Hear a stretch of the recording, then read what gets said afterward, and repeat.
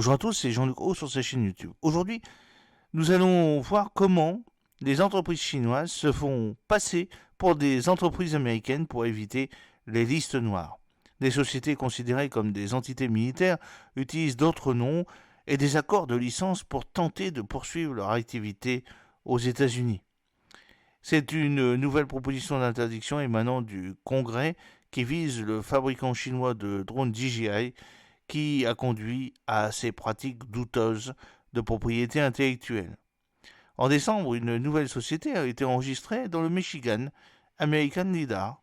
Son siège devrait se trouver à proximité des trois grands constructeurs automobiles chinois, et non américains. Et la société qui se cache derrière American Lidar et qui n'est mentionnée dans son dossier est le fabricant chinois de Lidar SI Group, que les États-Unis ont identifié comme une menace de sécurité. Il s'agit d'un scénario classique, une entreprise confrontée à des problèmes de réglementation et de réputation crée une filiale ou une société affiliée sous un autre nom. Les entreprises qui tentent de se protéger des politiques anti-chinoises de Washington changent de nom et créent des sociétés domiciliées aux États-Unis pour vendre leurs produits, alors que l'administration Biden élargit les listes qui limitent les activités commerciales des entreprises chinoises dans le pays, indiquent les décideurs politiques et des experts en sécurité nationale. Les inscriptions sur la liste noire créent également des opportunités pour les entrepreneurs américains qui souhaitent travailler avec des entreprises chinoises populaires auprès des consommateurs américains. Les entreprises chinoises sont touchées, mais elles adaptent ensuite leur politique commerciale et sont en mesure de changer de stratégie, déclare Derek Chisor, ancien membre de la commission de contrôle de l'économie et de la sécurité entre les États-Unis et la Chine. TikTok a passé des années à essayer de marquer ses distances avec ByteDance et sa société mère basée en Chine, en établissant un siège social aux États-Unis et en considérant des options de rebranding en Amérique. Malgré ces initiatives, l'application de vidéos courtes risque d'être interdite en vertu d'une nouvelle loi. TikTok a intenté un procès au gouvernement américain, l'accusant de violer les droits dont il dispose au titre du premier amendement de la Constitution. Les efforts déployés par les entreprises chinoises pour déplacer leur production, se rebaptiser américaine ou créer des filiales sous de nouveaux noms sont légaux, affirment les juristes. Néanmoins, ces initiatives irritent les autorités de régulation qui ne peuvent pas faire appliquer les lois lorsque l'identité de l'entité derrière l'entreprise n'est pas claire. À mesure que les autorités américaines utilisent des listes noires pour identifier les entreprises chinoises problématiques et imposer des restrictions, le jeu de dupes va s'intensifier, assure un collaborateur de la Chambre des représentants qui étudie les entreprises chinoises aux États-Unis. Une filiale basée dans le Massachusetts de la société chinoise de biotechnologie BGI Group a récemment changé de nom en supprimant le terme BGI. SG DJI Technologies, le premier fabricant de drones au monde, a conclu un accord avec une start-up américaine pour vendre des appareils aux États-Unis avec une éventuelle interdiction.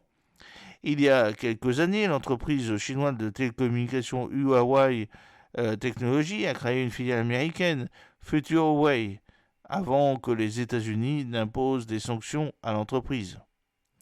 Le fabricant d'appareils télémétriques SI est devenu une cible dans la guerre commerciale technologique entre les États-Unis et la Chine. Ces capteurs laser cruciaux dans l'industrie automobile et l'armée américaine sont accusés de pouvoir être utilisés pour collecter des données américaines sensibles. Le LIDAR, Light Detection and Ranging, permet aux voitures de reconnaître l'environnement qui les entoure, ce qui est nécessaire dans certaines fonctionnalités comme le maintien de la trajectoire et du freinage automatique. Un mois après avoir créé American Lidar, destiné à être son site de production au cœur des États-Unis, SI a été ajouté à la liste du ministère de la Défense des entreprises considérées comme des entités militaires chinoises opérant dans le pays. Près d'un cinquième des revenus de SI provient des États-Unis. La décision du Pentagone interdit à l'armée américaine d'acheter des produits SI, mais pas aux constructeurs automobiles ou à d'autres entreprises privées. Esai affirme que les lidars ne constituent pas une menace parce qu'ils ne peuvent pas stocker ou transmettre des images à distance. Une porte-parole de Esai déclare que le nom American Lidar est provisoire, mais que l'entreprise souhaite faire savoir que les produits seront fabriqués et vendus aux États-Unis. Esai a depuis suspendu les produits d'American Lidar, invoquant les conséquences de sa désignation comme entité militaire chinoise. Ce mois-ci, Esai a intenté une action en justice contre le ministère de la Défense, arguant qu'il devait être retiré de la liste parce qu'il n'est pas affilié à aucune armée et n'est pas contrôlé par le gouvernement chinois. BGI Genomics, qui fait partie du groupe chinois BGI, a été ajouté à la liste des entreprises militaires chinoises du Pentagone en 2022. Il y a un an, l'une de ses filiales au Massachusetts, BGI Americas, a été renommée Inomix. Dans une déclaration faite en avril, un comité restreint du Congrès a dit que ce changement était une tentative d'éviter l'examen réglementaire et a demandé au Pentagone d'ajouter Inomix à sa liste d'entités militaires chinoises. Le groupe BGI affirme ne pas travailler pour l'armée et déclare que ses filiales aux États-Unis n'ont pas d'accès aux données personnelles des Américains. Inomix explique ne pas avoir sa place sur la liste du Pentagone parce qu'il n'a aucun lien avec l'armée chinoise et n'exerce aucune activité en Chine.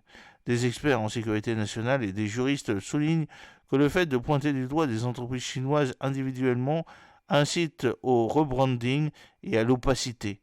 Il ne faut pas sanctionner les entreprises en particulier, mais des secteurs technologiques dans leur globalité, précise M. Sitsor. Et l'ancien commissaire est également membre du groupe de réflexion American Enterprise Institute qui préconise une politique économique offensive face à la Chine, une opportunité commerciale, une nouvelle proposition et d'interdiction émanant du Congrès vise le fabricant chinois de drones DJI. La législation prévoit en effet une interdiction générale des drones DJI pour les particuliers et les collectivités locales. Les États-Unis ont signalé que DJI pourrait envoyer des données de ces drones à Pékin et que ces appareils contribuent aux violations des droits de l'homme en Chine. DJI réfute ces allégations. Mais pour Randall Van Nass, la proposition de loi est une opportunité. Au début de l'année dernière, il a conclu un accord avec DJI pour obtenir une licence de sa technologie pour au moins 2 modèles de drones et pour les vendre aux États-Unis via une société créée à cet effet, Azu Robotics. Yamas est un citoyen américain habitant l'Utah qui a travaillé pour DJI et Hotel Robotics, un autre grand fabricant chinois de drones. M. Yamas indique avoir obtenu les spécifications des produits de DJI moyennant un droit de licence. Il a engagé un fabricant en Malaisie pour assembler les drones. Les drones d'Anzu utilisent le logiciel DJI. M. Wamas déclare que sa société répond aux inquiétudes concernant le partage de données entre Pékin en stockant les données provenant des drones aux États-Unis.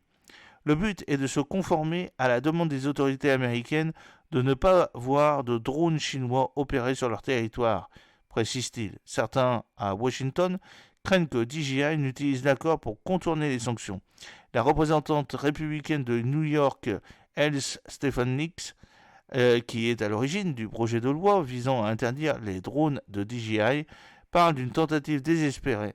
DJI et toutes ses sociétés écrans devront rendre des comptes, souligne-t-elle. DJI déclare fréquemment recevoir des demandes de collaboration, notamment des propositions pour les accords de licence afin de pouvoir continuer à mettre ces drones à la disposition des consommateurs. J'espère que cette petite vidéo vous a plu. N'oubliez pas de cliquer sur le pouce pour la promouvoir, de vous abonner si ce n'est pas encore fait et de partager cette vidéo sur vos réseaux sociaux. A très bientôt, fidèlement, Jean-Luc O.